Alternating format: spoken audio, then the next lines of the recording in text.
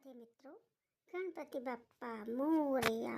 गणेश चतुर्थी आ चुका है और अब ये 11 दिन तक गणेश जी हमारे साथ विद्यमान रहेंगे।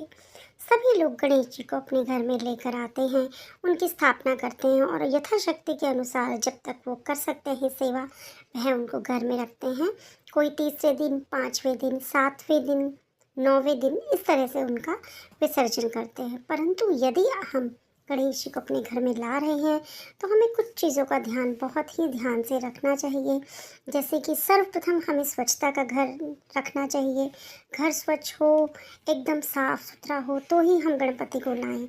अगर हमारे पास उनकी सेवा करने के लिए स्थान नहीं है, हम उतना नहीं साफ सफाई कर पा रहे, तो उनको ना लाएं। दूसरी बात यह है कि गणपति जी को घर में लाने के लिए नियम व विधि होते हैं, क्योंकि यह 11 दिन तक चलता है। तो इसमें हम गणपति जी के विशेष रूपों की पूजा भी करते हैं।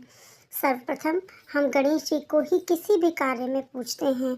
कोई भी शुभ कार्य होता है, क्योंकि उनको विघ्नहर्ता, सुख समृद्धि का कारक माना जाता है। वास्तु के अनुसार गणेश जी को घर में रखने के कुछ नियम भी होते हैं।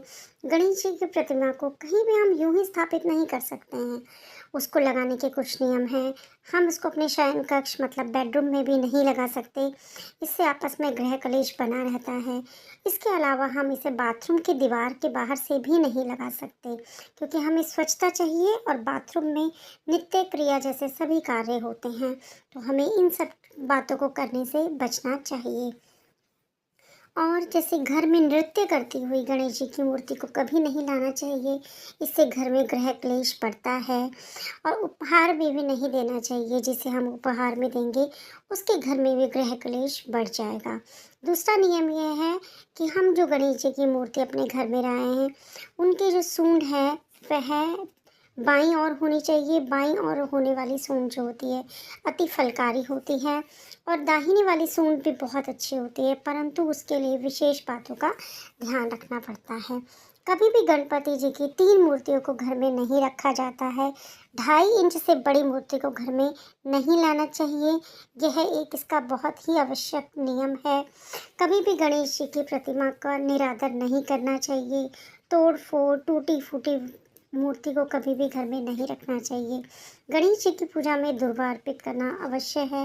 आप बूंदी के लड्डू, मोदक यथाशक्ति अनुसार आप जो भी अर्पित करेंगे वह सब स्वीकार होता है। इसके अलावा गणेश चालीसा का पाठ करना सर्वोत्तम माना गया है।